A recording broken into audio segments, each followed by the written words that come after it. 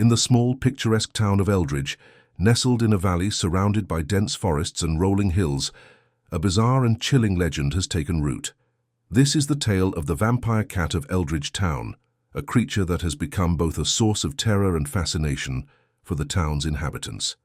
The legend began in the autumn of 1999, when the townsfolk of Eldridge started noticing their pets acting strangely. Cats and dogs seemed agitated and fearful, refusing to go out at night.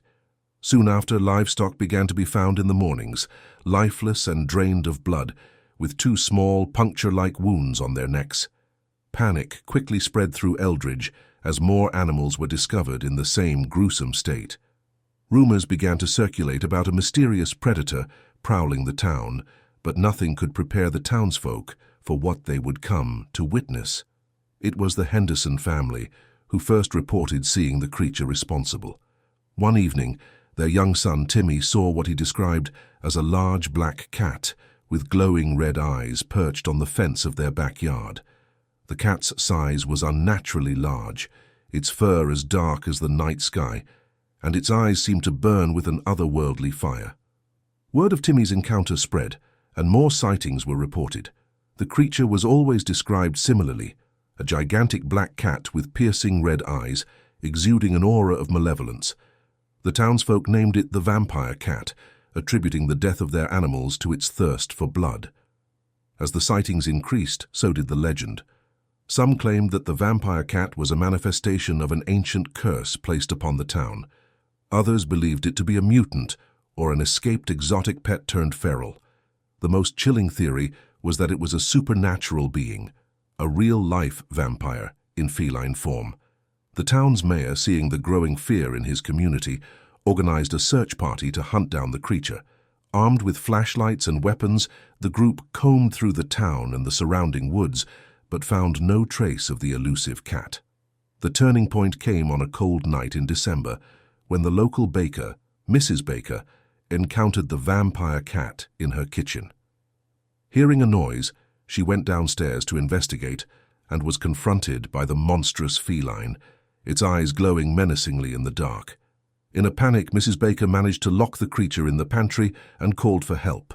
When the authorities arrived, they cautiously opened the door, only to find the pantry empty, save for a small open window. Following this incident, sightings of the vampire cat became less frequent, and eventually they stopped altogether. Theories about its sudden disappearance were as wild as its existence. Some said it had died, others believed it had moved on to a different town, and a few insisted that it had never been real, merely a figment of collective hysteria. To this day, the legend of the vampire cat of Eldridge Town remains an unsolved mystery and a popular tale among locals and visitors alike. Theories about its origins and existence continue to be a topic of debate and speculation. Whether a creature of the night, a victim of genetic mutation, or a product of the imagination, the vampire cat has become an integral part of Eldridge's folklore. It stands as a testament to the power of legend and the enduring fascination with the unknown and unexplained mysteries that lurk in the shadows of our world. In the small idyllic town of Willow Creek, Ohio, nestled along the banks of the Ohio River, a chilling urban legend has taken root, sending shivers down the spines of those who hear it.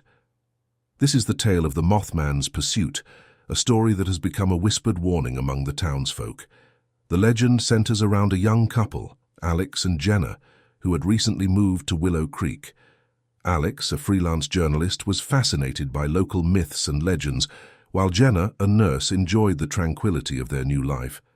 However, their peaceful existence was soon shattered by an encounter that would change their lives forever. It all began on a cool autumn night in 1998. Alex and Jenna were driving home from a friend's party along a secluded stretch of road that cut through dense woodland. The night was dark, the only light provided by the full moon and their car's headlights. As they neared the outskirts of Willow Creek, a sudden ear-piercing screech shattered the silence. Startled, Alex slammed on the brakes, and the couple stared in disbelief at the figure that emerged from the trees. It was a creature of nightmare, towering over 7 feet tall, with massive, leathery wings and glowing red eyes that seemed to pierce their very souls.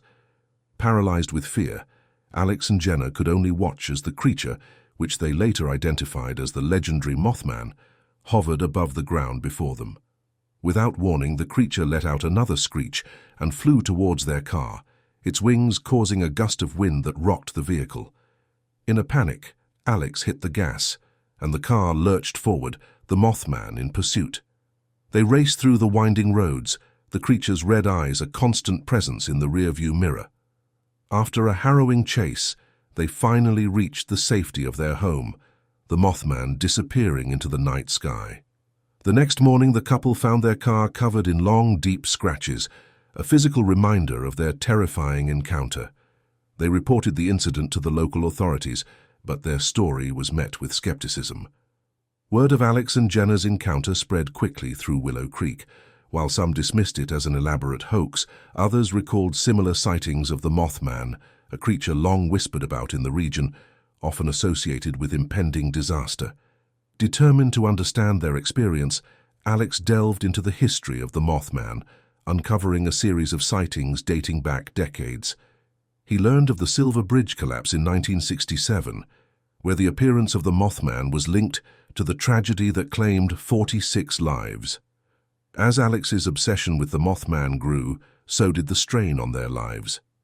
Jenna became increasingly worried about his mental state, as he spent night after night scouring the woods for any sign of the creature.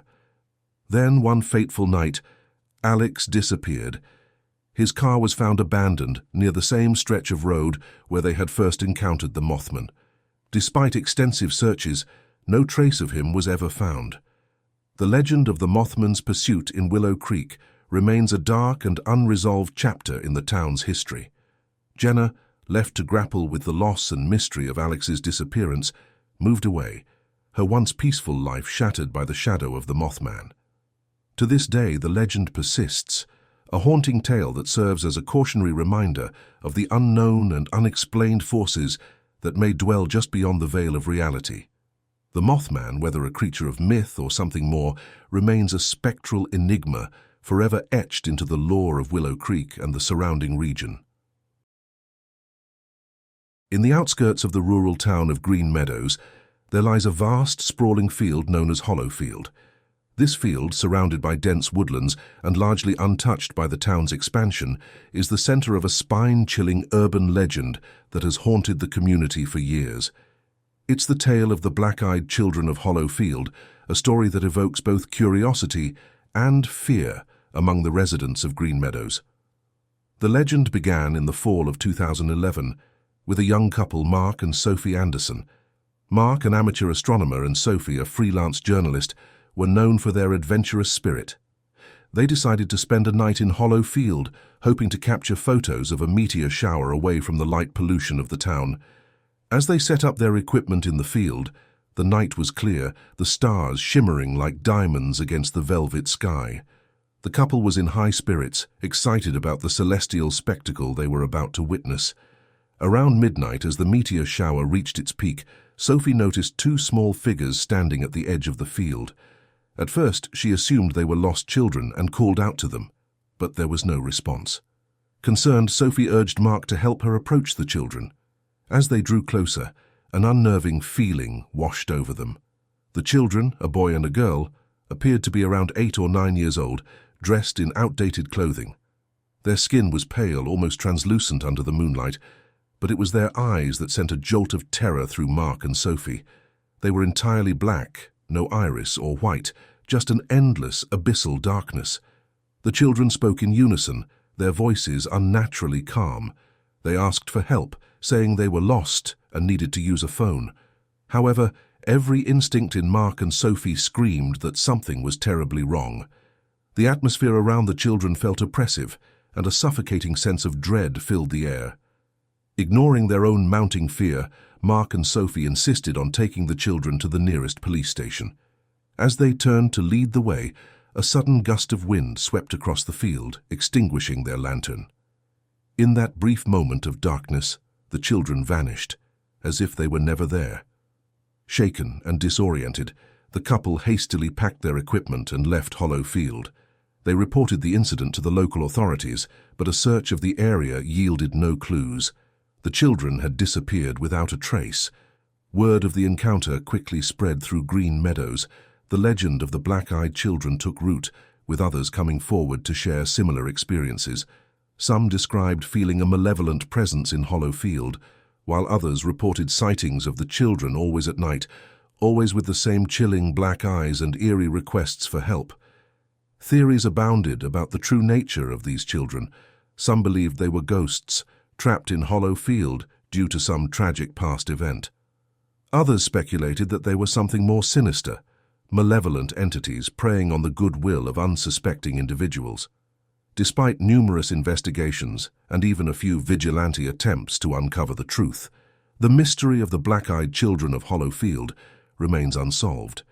To this day, locals avoid the field after dark, and the story has become a cautionary tale told in hushed tones around campfires and in the town's diners. Whether a product of mass hysteria, an unexplained paranormal phenomenon, or something else entirely, the legend of the black-eyed children continues to haunt the town of Green Meadows. It serves as a chilling reminder of the unknown and unexplainable mysteries that may lurk in the quiet, forgotten corners of the world. In the small town of Ravenwood, nestled in the heart of the Midwest, a chilling urban legend has been circulating for years among the students of Ravenwood High School. It's a tale that combines a teenage rite of passage with a ghostly horror, known as Bloody Mary's Revenge at Ravenwood High. The story dates back to the fall of 2003, when a group of popular seniors decided to throw a Halloween party at one of their houses, a grand old mansion that had been in the town for generations. The host, Derek, was known for his extravagant parties, but this one was set to be the most memorable yet. Among the attendees were Sarah, Derek's girlfriend, and the queen bee of Ravenwood High, Jake, the star quarterback, Emily, the valedictorian, and a dozen other students from their clique. The mansion was decked out with Halloween decorations, and the night was filled with music, dancing, and typical teenage mischief. As the night wore on and the atmosphere grew more eerie with the stroke of midnight, Jake came up with a daring idea to amp up the party. A round of the Bloody Mary ritual. The legend of Bloody Mary, a vengeful spirit summoned by chanting her name 3 times in front of a mirror, was well known among the students, albeit met with varying degrees of belief and skepticism. Egged on by the group, they decided to perform the ritual in the mansion's old bathroom, which had a large ornate mirror that was perfect for the purpose. The room was lit only by a few flickering candles, casting dancing shadows on the walls. One by one, the teens entered the bathroom chanting Bloody Mary 3 times while staring into the mirror. Most emerged laughing, relieved, and slightly disappointed that nothing had happened. But when it was Emily's turn, the mood shifted. Known for her rational mind and skepticism, Emily entered the bathroom ready to debunk the myth. She chanted Bloody Mary's name 3 times, her voice echoing in the dimly lit room. As she finished the 3rd chant, a sudden chill filled the air. The candles flickered wildly, and for a split second, Emily thought she saw a shadowy figure in the mirror. Panicking, she stumbled out of the bathroom, her face white as a sheet. She claimed to have seen Bloody Mary, her face twisted in rage, reaching out from the mirror. The group laughed it off, assuming Emily was playing a prank. But as the party continued, strange things began happening in the mansion. Unexplained cold spots appeared, lights flickered, and several guests reported seeing a shadowy figure roaming the hallways. The climax of the night came when Sarah entered the bathroom to check her makeup. She screamed, and when the others rushed to her aid, they found her unconscious on the floor, her face scratched as if by unseen hands. In the mirror, written in what appeared to be blood, was a warning: "Never summon me again." Panic ensued as the party turned into chaos. The police and paramedics were called, and Sarah was taken to the hospital. She recovered but was deeply traumatized by the experience. No logical explanation was found for the night's events, and the local police chalked it up to a Halloween prank gone too far. The incident at Derek's Halloween party became the stuff of legend at Ravenwood High. The story of Bloody Mary's revenge was passed down from class to class, a cautionary tale about tampering with forces beyond understanding. To this day, students at Ravenwood High whisper about that fateful night, and Bloody Mary's name is seldom chanted in front of mirrors. The old mansion, now associated with the ghostly legend, stands as a reminder of the night when a teenage dare turned into a ghostly encounter, forever etching Bloody Mary's revenge into the lore of Ravenwood. In the sleepy town of Cedar Falls, a place where life moved slowly and everyone knew each other's names, there existed an urban legend that both intrigued and terrified the locals. This was the story of Evelyn Hayes, a young woman who claimed to have been abducted by aliens and was found 5 miles from her home, dressed only in her pajamas. The tale of her encounter remains one of the most puzzling and talked-about mysteries in Cedar Falls. Evelyn, a respected and level-headed member of the community, worked as a librarian and lived a quiet, uneventful life. She was known for her love of science fiction, but no one, including Evelyn herself, ever believed that her fascination would intersect with reality in such a startling way. The incident occurred on a clear, starry night in late August 2002. According to Evelyn's account, she was abruptly awakened from her sleep by a blinding light that filled her bedroom. Paralyzed and unable to scream, she saw several small grey figures with large black eyes materializing out of the light. Despite her fear, she felt an overwhelming sense of calm wash over her as the beings communicated with her, not through spoken words but directly into her mind.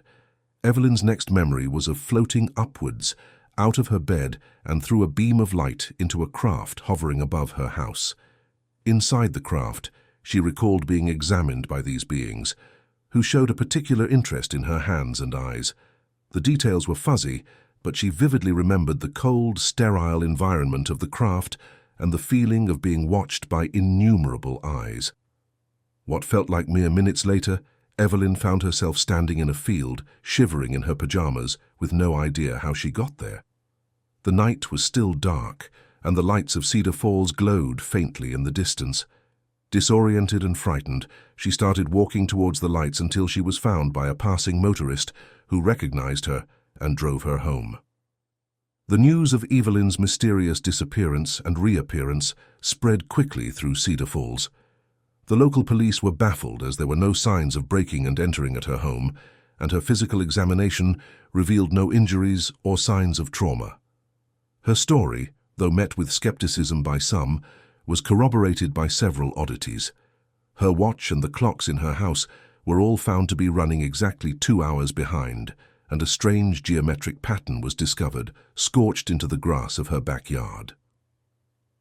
As word of the incident spread beyond Cedar Falls, it caught the attention of UFO enthusiasts and paranormal investigators. Several groups descended on the town, interviewing Evelyn, examining the scorched pattern and speculating about extraterrestrial involvement. Despite their efforts, no concrete explanation was ever found. Evelyn herself underwent a transformation following the incident. Once quiet and reserved, she became more introspective and distant, often seen gazing up at the stars. She never changed her account of that night, despite the skepticism and ridicule it sometimes brought her. To this day, the midnight abduction of Evelyn Hayes remains a defining mystery of Cedar Falls. The scorched pattern in her yard has long since faded, but the story continues to be a topic of heated discussion in the town and among UFO circles. Whether Evelyn's experience was a genuine alien encounter, a dream, or something else entirely, remains unknown. Her story stands as a testament to the unexplained mysteries of our world, a tale that blurs the lines between reality and the unknown, leaving the people of Cedar Falls and beyond to wonder about what lies beyond the stars and in the shadows of the night.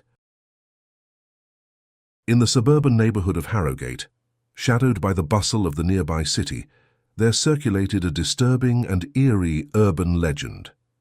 This was the tale of the Laughing Clown Doll, a story that had become a source of sleepless nights and fearful whispers among the residents. The legend began in the late 1980s with the Davis family, who lived in a quaint, picturesque house on Maple Street. The family consisted of George and Helen Davis and their 2 children, Abby and Sam. One summer day, at a local flea market, George stumbled upon an antique clown doll. It was a peculiar and striking object with vibrant clothes, a porcelain face painted with a wide, toothy grin, and deep, piercing blue eyes. Thinking it would be a quirky addition to their living room, George brought the doll home. However, from the moment the clown doll entered the Davis household, strange occurrences began to unfold. The family first noticed that the doll seemed to move on its own. What started as subtle changes in its position soon escalated into finding the doll in entirely different rooms from where it had been left. The children, especially Sam, were particularly disturbed by the doll, claiming that its eyes followed them around the room. As days passed, the atmosphere in the Davis home grew increasingly oppressive. The once cheerful and lively house felt cold and unwelcoming. At night, the sound of faint, eerie laughter echoed through the hallways, sending chills down the spines of the family members. George and Helen, once skeptical, began to feel unsettled, unable to explain the bizarre happenings. The climax of the haunting occurred one stormy night. Abby and Sam, who shared a bedroom, woke up to the sound of maniacal laughter. Paralyzed with fear, they saw the clown doll sitting at the foot of their bunk bed, its head slowly turning from side to side, the painted grin seemingly wider and more sinister in the dim light. Panicked, they screamed for their parents, who rushed in to find the doll motionless, its expression unchanged. Unable to bear the doll's presence any longer, George took it and locked it in the basement. That night, the family slept together in the living room, too afraid to venture to their bedrooms. The next morning, George decided to get rid of the doll, but when he went to the basement, the doll was gone. The only thing left behind was its laughter, which they could hear faintly emanating from the walls. The Davis family moved out shortly after, unable to shake off the feeling of being watched and tormented by the unseen presence of the clown doll. The house on Maple Street remained vacant for years, gaining a reputation for being cursed. As the legend of the laughing clown doll spread, it became a harrowing tale told among the children and adults of Harrogate. Some claimed that the doll was possessed by the spirit of a deranged circus clown. Others believed it was cursed, an object meant to bring misfortune to those who possessed it. Years later, new residents moved into the Davis house, but none stayed for long, each reporting similar experiences of unexplained laughter and the feeling of being watched. The house became a local landmark of terror, a place dared to be visited but never inhabited. To this day, the legend of the laughing clown doll lives on in Harrogate. It remains a chilling tale of the unexplained, a story that blurs the lines between reality and the supernatural. The fate of the doll is unknown, but its haunting legacy continues to linger in the memories of those who have heard its sinister laughter in the shadows of the night. In the secluded town of Ravens Hollow, encircled by dense ancient forests and shadowed hills, an unsettling urban legend has been whispered for generations. This is the tale of the floating coffin, a ghostly apparition that has instilled both fear and intrigue in the hearts of the townsfolk. The legend dates back to the late 19th century, originating from a grim incident that occurred in Ravens Hollow. The town's founder and wealthiest resident, Jonathan Raven, had been buried in the local cemetery with great ceremony. His coffin, made of exquisite mahogany and adorned with intricate carvings, was said to contain not only his mortal remains, but also a fortune in jewels and gold. Not long after his burial, a grave robbery took place. The thieves, hoping to lay claim to Raven's riches, were shocked to find the coffin empty upon opening it. Worse still, they were found dead the next day in the cemetery, their faces contorted in terror. The coffin had mysteriously returned to its rightful place, sealed as if it had never been opened. From that night onward, sightings of a floating coffin drifting through the fog-shrouded streets of Ravens Hollow began to surface. Eyewitnesses described it as a spectral glowing casket, moving silently inches above the ground. Some claimed to hear faint whispers or ghostly wails emanating from it, while others spoke of a chilling presence that left them frozen in fear. As the legend of the floating coffin grew, so did the stories surrounding it. Many believed that Jonathan Raven's spirit was bound to the coffin, cursed to wander the earth for his greed and avarice in life. Others theorized that the coffin was a harbinger of death, appearing before the demise of prominent townsfolk. In 1923, a group of daring young locals, intrigued by the legend, set out to uncover the truth. Armed with lanterns and a sense of bravado, they camped out in the cemetery, waiting for the apparition to appear. At the stroke of midnight, under a waning moon, the floating coffin emerged from the mist, gliding towards the terrified group. Paralyzed with fear, they watched as the coffin stopped before them, its lid slowly creaking open to reveal an empty, shadow-filled interior. A cold wind swept through the cemetery, extinguishing their lanterns and shrouding them in darkness. When the lights were relit, the coffin had vanished. The encounter was enough to convince the group of the coffin's supernatural nature. They recounted their experience to the townsfolk, who were torn between skepticism and belief. The incident only served to deepen the mystery of the floating coffin and solidify its place in local folklore. Decades passed, yet the sightings continued. The legend evolved, becoming a cautionary tale told to children and a source of fascination for paranormal enthusiasts.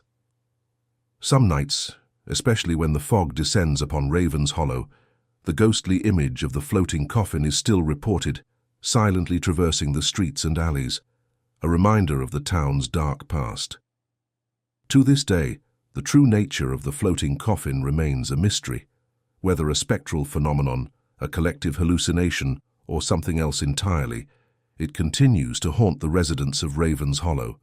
The tale of the floating coffin endures, a chilling legend woven into the fabric of the town, a ghostly relic that drifts in the shadows between reality and the supernatural. In the rugged, snow-capped peaks of Mount Kelder, nestled in the remote northern reaches, there lies a chilling urban legend that has bewildered and terrified those who have dared to venture into its icy embrace.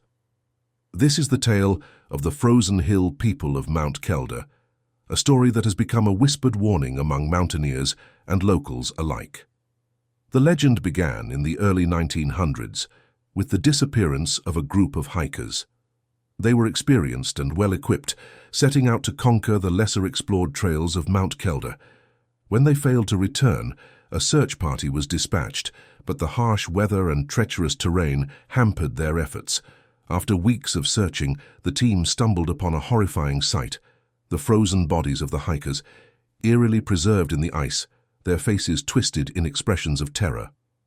As news of the discovery spread, rumors began to circulate about the fate of the hikers.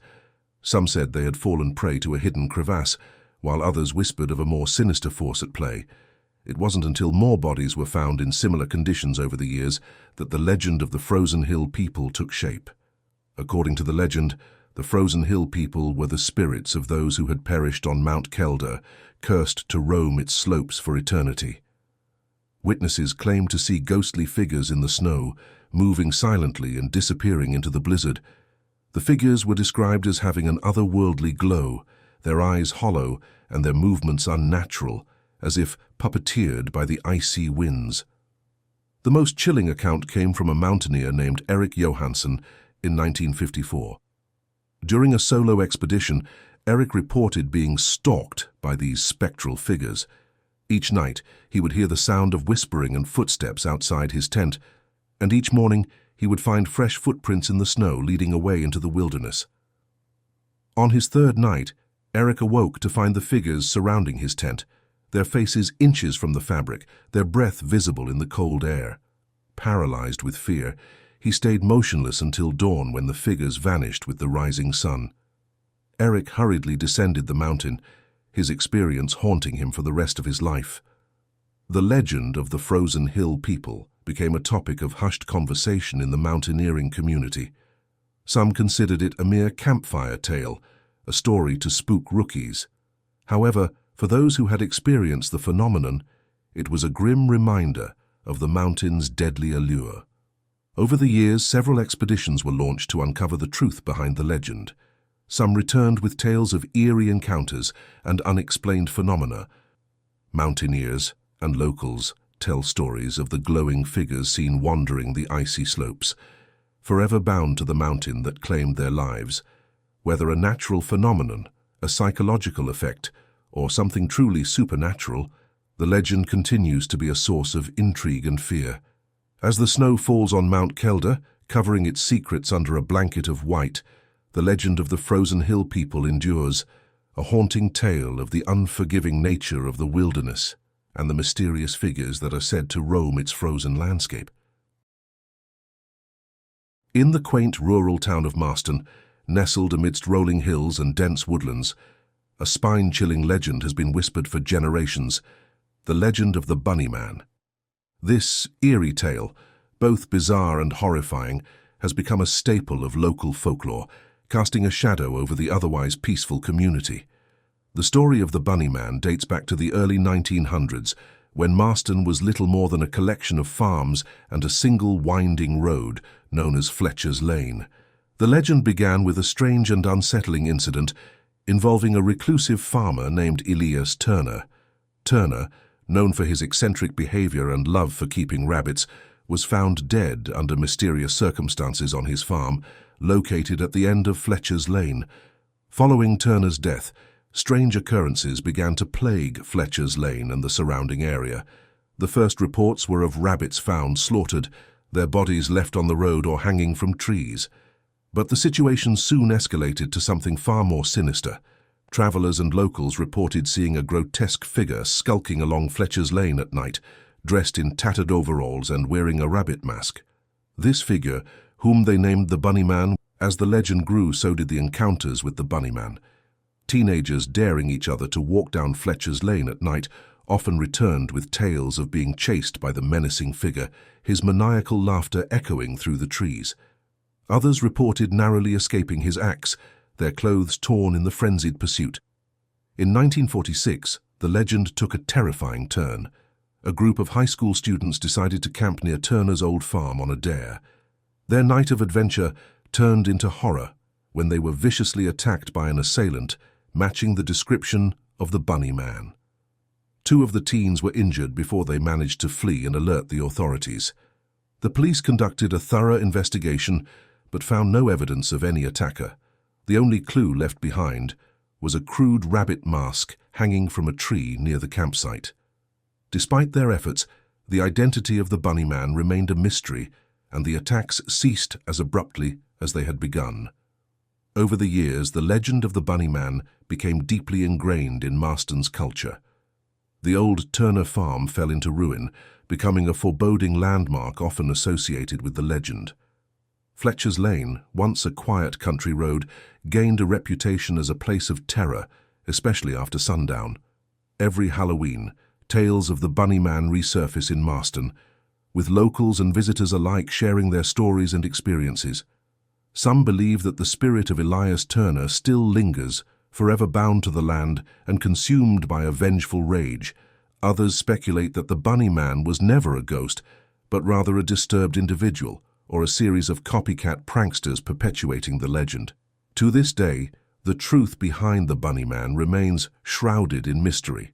Whether a ghost, a madman, or a mere urban legend, his presence continues to haunt the town of Marston.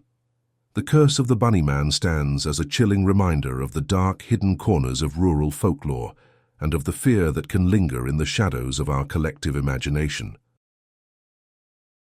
Deep in the heart of the Pacific Northwest, surrounded by dense forests and rugged terrain, lies Camp Clearwater, a popular spot for hikers and campers seeking adventure and solitude. But unbeknownst to many, it is also the setting of a harrowing and lesser-known urban legend, the Bigfoot siege of Camp Clearwater. The story begins in the summer of 1998, when a group of college friends set out for a weekend camping trip at Camp Clearwater. The group consisted of 5 members: Jake, the adventurous leader; Emily, a biology major with a love for nature; Ryan, an amateur photographer; Sarah, an aspiring writer; and Max, who was known for his skeptical nature. Upon their arrival, the group set up camp near the edge of a serene lake, surrounded by the towering pines and thick underbrush of the forest. The first day passed without incident, filled with hiking, swimming, and enjoying the beauty of the wilderness. As night fell on the second day, the group gathered around the campfire, sharing stories and laughter. That's when Ryan brought up the local legend of Bigfoot, a creature said to roam these very woods. The others chuckled, brushing it off as a tall tale. But Emily noted that the Pacific Northwest was indeed a hotspot for Bigfoot sightings. Their amusement was cut short by a sudden, eerie sound echoing through the forest, a deep, guttural howl that sent shivers down their spines. Jake tried to dismiss it as a wolf or a bear, but the sound was unlike anything they had heard before. Unease settled over the group, and they retreated to their tents for the night, the howl still reverberating in their minds. In the early hours of the morning, Sarah was jolted awake by a rustling outside her tent. Peering out, she saw a massive, shadowy figure moving between the trees. She woke the others, and together they watched in a mix of fear and fascination as the silhouette lumbered around the campsite. Ryan, seizing the opportunity, grabbed his camera and began to take photos. As the flash went off, the creature turned towards them, its eyes reflecting a deep red glow. It stood upright, well over 8 feet tall, with thick matted fur and an unmistakable human-like stature. The group was frozen in shock, the reality of the legend standing before them. Suddenly, the creature let out a deafening roar and charged toward the tents. In a panic, the campers scattered, fleeing into the dark, dense woods. The night that followed was a blur of terror and chaos. Jake, Emily, Ryan, Sarah, and Max found themselves lost and separated in the forest, each encountering strange phenomena. Emily stumbled upon large, unidentifiable footprints. Max heard whispers and saw fleeting shadows. Sarah felt an oppressive sense of being watched. Ryan's camera captured inexplicable images, and Jake encountered eerie totems made of sticks and bones. As dawn broke, the group, exhausted and traumatized, finally reunited at the edge of the forest near a ranger's station. They recounted their experiences to the incredulous rangers, who organized a search of the area. No evidence of the creature was found, save for a few large, unidentifiable footprints near their ravaged campsite. The incident at Camp Clearwater became a sensational story, attracting attention from Bigfoot enthusiasts and skeptics alike. Ryan's photos, though blurry and inconclusive, added fuel to the fire of speculation. To this day, the truth behind that fateful night remains shrouded in mystery, a chilling reminder of the unknown that may lurk in the depths of the wilderness. Whether a product of fear and imagination or a genuine encounter with the legendary Bigfoot, the siege of Camp Clearwater continues to haunt the memories of those involved and the lore of the Pacific Northwest. In the small, secluded town of Shadow Creek, enveloped by dense forests and darkened by the long shadows of towering hills, a sinister urban legend has taken root. This is the haunting tale of the Hook Man, a phantom-like figure that has become a source of terror and intrigue for the town's residents. The legend of the Hook Man dates back to the 1950s, originating from a gruesome incident that shook the foundations of Shadow Creek. According to the story, a deranged criminal with a hook in place of his right hand escaped from a nearby asylum. This man, whose identity remained shrouded in mystery, was rumored to have taken refuge in the dense woods surrounding the town. As the story goes, the Hook Man began to terrorize Shadow Creek, lurking in the shadows and preying on unsuspecting victims. His presence was first felt when animals began to disappear mysteriously from local farms, only to be found later, mutilated in a ghastly manner. The townsfolk's fear escalated when a group of teenagers went missing after a night of partying by the old creek. Their abandoned car was found, doors ajar, with deep, ragged scratches on the side and a bloody hook left on the passenger seat. The teenagers were never seen again, and the Hook Man became a whispered legend among the residents of Shadow Creek. Over the years, numerous sightings were reported. People claimed to see a shadowy figure with a glinting hook for a hand moving through the forest and along the creek. Some reported hearing the sound of scraping metal against tree bark, a chilling reminder of the Hook Man's presence. The legend took on a life of its own, with each retelling adding more gruesome details. It was said that the Hook Man was seeking revenge for some unknown wrongdoing, forever cursed to roam the woods. Others believed he was the embodiment of the town's collective guilt and fear, a phantom born from the shadows of their darkest secrets. In 1978, a brave group of local journalists decided to delve into the mystery. Equipped with cameras and flashlights, they ventured into the woods at night, determined to uncover the truth. What they found only deepened the mystery a series of old abandoned shacks deep in the forest, with walls scratched by what could only be a metal hook. Despite their extensive investigation, no concrete evidence of the hookman's existence was ever found. The journalists' photographs showed nothing but eerie, empty forest scenes, though some claimed to feel an oppressive, malevolent presence watching them from the darkness. To this day, the hookman of Shadow Creek remains a terrifying enigma. The legend has been passed down through generations, a cautionary tale of the unknown dangers that may lurk in the depths of the forest. Teenagers dare each other to venture into the woods at night, while parents warn their children to stay away from the old creek after dark. Whether the hookman is a real figure or a product of collective fear, his legend continues to haunt the town of Shadow Creek.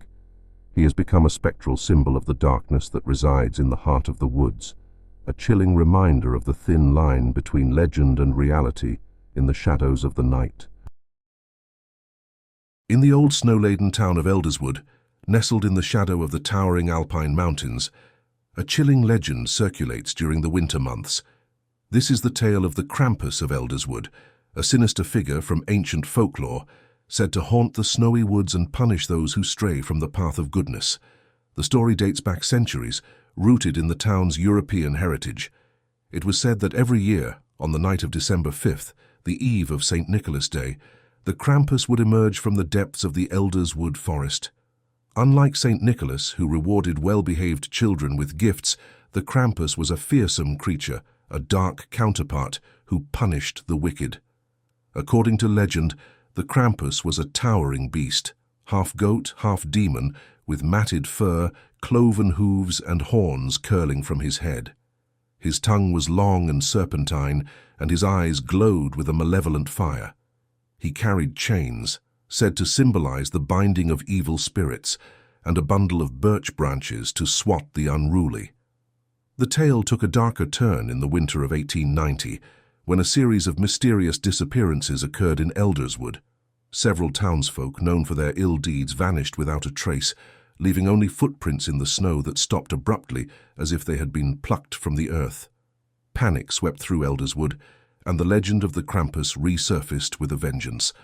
Parents warned their children to be good, lest they attract the attention of the fearsome creature. The town was shrouded in fear, and on the night of December 5th, families huddled together, hoping to escape the notice of the KRAMPUS. The following morning, the missing townsfolk were found in the forest, dazed and frightened, with no memory of their ordeal. They spoke only of a shadowy figure that had loomed over them, its eyes burning with judgment. From that day on, their demeanor changed. Once wicked, they became models of virtue, as if chastened by an unseen hand. Over the years, the story of the KRAMPUS of ELDERSWOOD became a legend passed down through generations. Each December, the tale was retold, embellished with each telling. Some claimed to hear the clanking of chains in the forest, while others spoke of hoof prints in the snow, too large to be any ordinary animals. In 1954, a group of curious teenagers ventured into the forest on the night of December 5th, hoping to catch a glimpse of the KRAMPUS. They returned with a tale of terror, speaking of a monstrous figure that had chased them through the woods, its roars echoing in the night. Their story was met with skepticism, but the fear in their eyes told a different tale. Today, the KRAMPUS of ELDERSWOOD remains an integral part of the town's folklore, especially during the winter months. The legend serves as both a cautionary tale and a reminder of the ancient beliefs that once governed the lives of the townsfolk. Whether the KRAMPUS is a real entity or a myth born from the collective conscience of ELDERSWOOD, his legend endures. On cold December nights, when the snow blankets the town in silence, some claim to feel his presence, a shadow passing in the night, a reminder of the darkness that lurks in the depths of folklore and the human psyche.